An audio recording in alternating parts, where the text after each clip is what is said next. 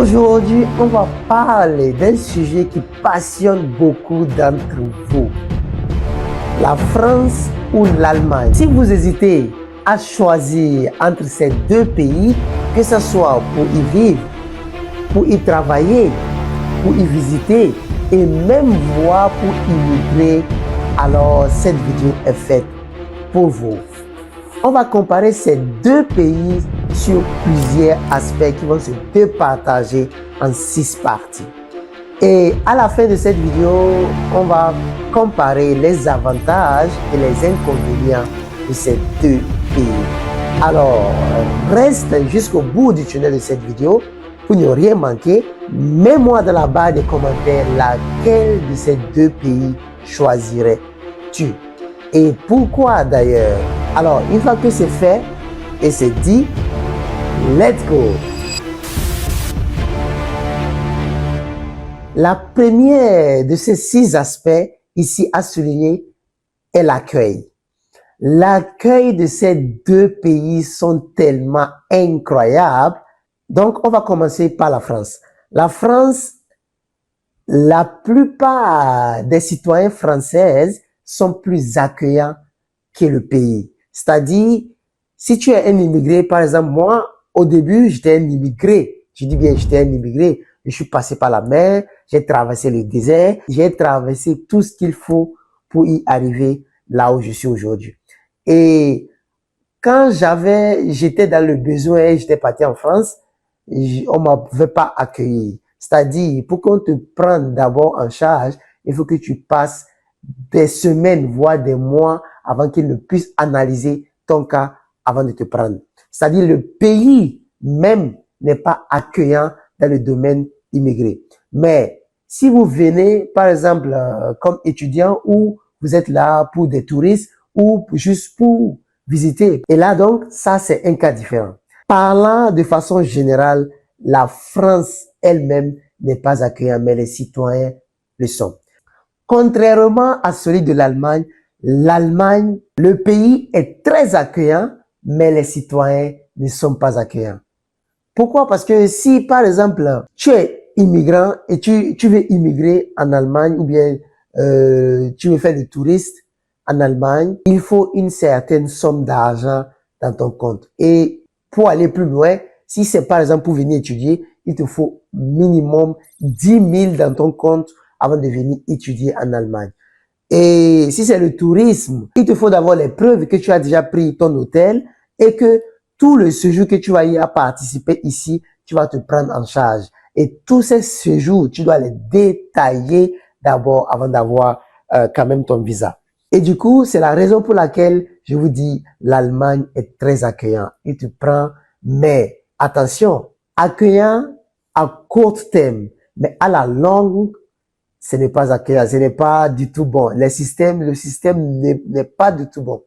Tandis qu'en France, à long terme, c'est vraiment abordable. Alors, moi, de mon côté, je vais opter carrément pour la France, mais je vis en Allemagne. La deuxième de ces 6 aspects à souligner ici est la vie quotidienne. Vous le saviez tous qu'en France, la vie quotidienne, c'est le métro, boulot, dodo. C'est de la même manière aussi en Allemagne. En France, on connaît bien tous ce rythme détendu, l'importance de déjeuner les 35 heures par semaine, les 5 congés payés. Le style de vie est très aisé sur le plaisir et les relations sociales. Tandis qu'en Allemagne, c'est un peu différent. Tout est beaucoup plus organisé. Les transports publics sont ultra ponctuels. Les services administratifs sont souvent numériques et rapides. Par contre, les magasins ferment très tôt et il y a moins de spontanéité dans les interactions au quotidien. Et donc, si vous cherchez une vie plus simple, de façon relationnelle, la France l'emporte. Mais si vous cherchez une vie plus organisée, l'Allemagne l'emporte. La troisième de ces 6 aspects, on a ici le racisme. En France, vous le constatez tous déjà que l'équipe nationale de la France est remplie de presque seulement les Noirs. Et par contre, par rapport moi, à mes expériences, là-bas, quand j'étais en France, les gens sont plus accueillants. Comme je l'avais dit, les citoyens sont plus abordables et tout. C'est encore plus facile parce que tu parles déjà la langue. Et aussi, en France, tu peux voir les gens sourire dans la vie. Les gens, dans la journée, quand tu passes, ils sourient. Alors qu'en Allemagne, c'est un peu plus différent. Comme vous le voyez tous, est-ce qu'il y a d'abord même un noir qui a joué auparavant ici en Allemagne dans l'équipe nationale, par exemple? Je sais qu'il y a Jérôme Boateng qui est né ici, mais en France, il y a des joueurs qui sont pas nés en France, mais qui ont grandi en France et qui ont joué pour la France.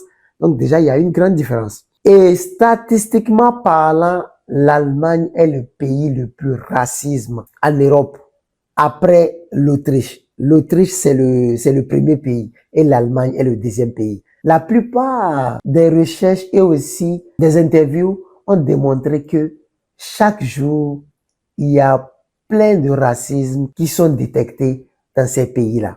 Statistiquement, je vais vous montrer par exemple sur ce tableau qui est ici. Ici, ça se voit par exemple que en Autriche, on a quelque chose de 67 et en Allemagne, on a 65. Alors, ça, c'était par rapport à des statistiques. Maintenant, on va parler de mes expériences en rapport avec la discrimination ou le racisme. Maintenant, je vais vous expliquer les cas ici en Allemagne, ce que j'ai déjà subi comme du racisme.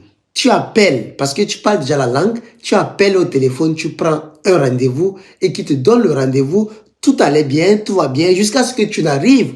Le jour du rendez-vous, tu arrives au lieu du rendez-vous et que la personne te demande à plusieurs reprises, est-ce que c'était toi vraiment qui m'avais appelé au téléphone pour prendre le rendez-vous? Oh ben, je dis oui, c'était moi. Ça s'est passé avec moi. Je vous explique. Réellement. Et la dame elle me demande, est-ce que c'était moi qui l'avais parlé au téléphone? Je dis, oui, bien sûr, c'était moi.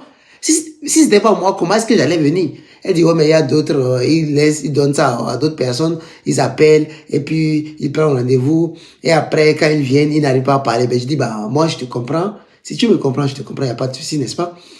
Elle dit, oui, ok, mais elle n'était pas convaincue jusqu'à ce qu'on a fini. Ça, c'est ok. Ça, c'est un exemple. Deuxième exemple est que quand tu appelles au téléphone pour prendre le rendez-vous et que la personne remarque en même temps que tu n'es pas du pays, c'est-à-dire par rapport à la manière dont tu parles, elle sent déjà que tu n'es pas du pays, c'est-à-dire tu es un immigré ou carrément tu es quelqu'un qui vient en dehors du pays. Ce qu'elles font, elles te disent que tu n'es pas au bon endroit, c'est-à-dire que le numéro que tu as appelé, c'est un numéro qui est faux. Et elle va te proposer, bon, disons qu'elle m'a proposé à moi, c'est pas une fois, c'est plusieurs fois.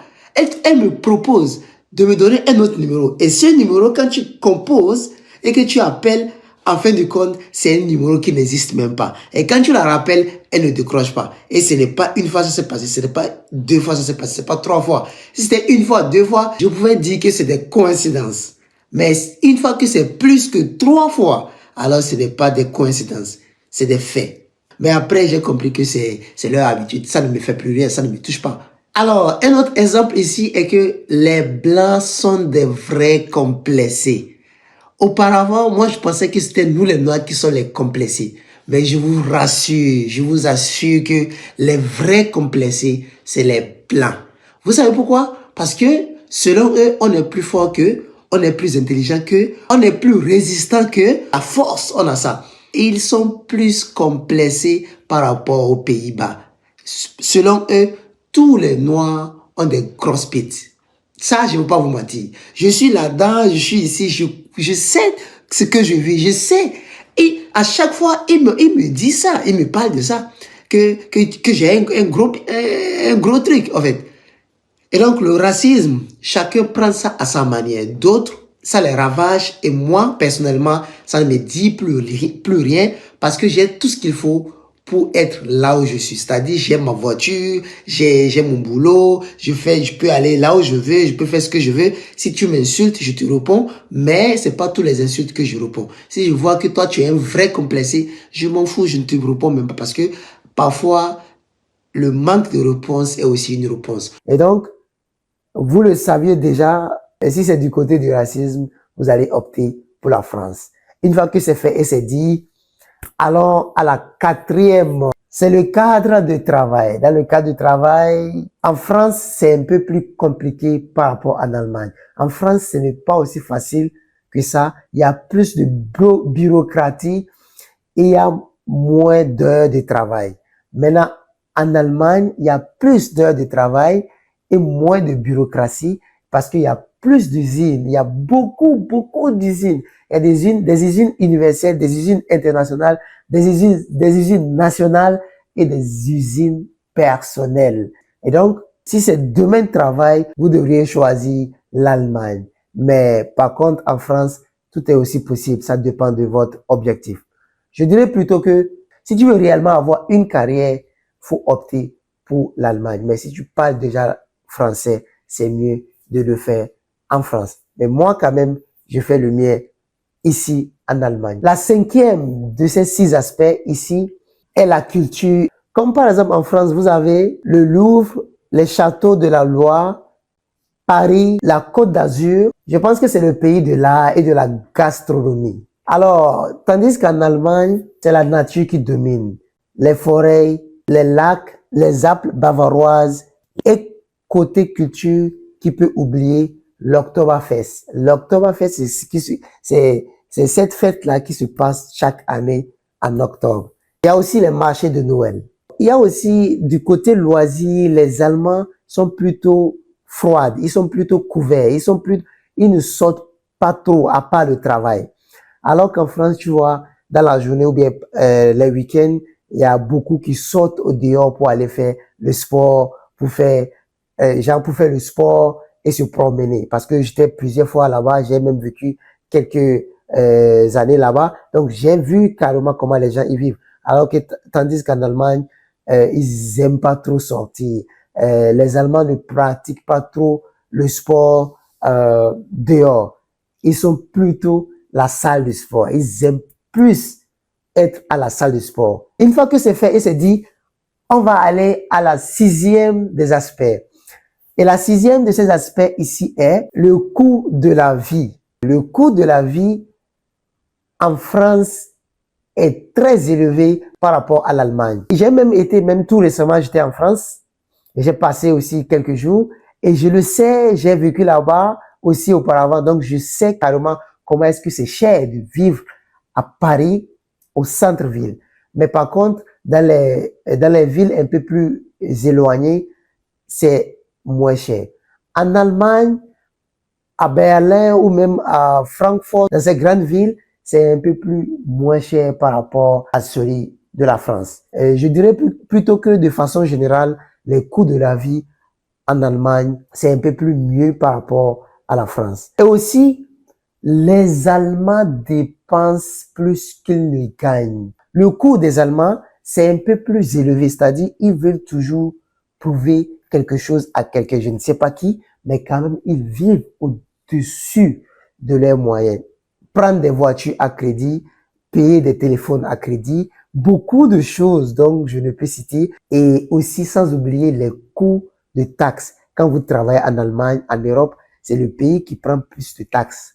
Ils payent bien, mais ils prennent beaucoup de taxes que prévu. La conclusion ici, les avantages et les inconvénients. Les avantages en Allemagne, il y a une bonne organisation, des opportunités de carrière, coût de la vie raisonnable et de bonne nature. Et tandis qu'en France, l'art de vivre, la gastronomie, les soins de santé et les congés payés. En Allemagne, les congés sont payés aussi, mais quand même en France, les soins de santé sont plus bons. Ces soins de santé sont pris en charge complètement par l'État. Peu importe les circonstances, peu importe la gravité de votre santé. Tandis qu'en Allemagne, si vous voulez avoir les soins de santé plus élevés et plus efficaces, il faut que vous payiez plus. D'ailleurs, les statistiques démontrent que la France est en Europe, la France est le pays le plus abordable dans le domaine soins de santé. Les inconvénients, en France, les bus ne sont pas complètement dans tous les coins de la rue, tandis qu'en Allemagne, les bus sont presque dans tous les coins. C'est-à-dire, les bus et les trains, les métros sont ultra ponctuels. Au final, tout dépend de votre priorité. Pour une vie plus aisée et détendue, basée sur des plaisirs et basée sur la liberté, la France est idéale. Mais pour un environnement plus dynamique et structurel, voire même une vie bien organisée et comprendre la méthode de l'organisation, la méthode de ponctualité, l'Allemagne l'emporte. Alors la famille, nous sommes plutôt à la fin de cette vidéo. Si cette vidéo t'a plu, merci de me donner un pouce bleu et aussi le partager à tes amis qui souhaitent savoir exactement la différence entre la France et l'Allemagne. Et une fois que c'est fait et c'est dit, on se dira à très bientôt pour une nouvelle vidéo. Merci bien, portez-vous bien.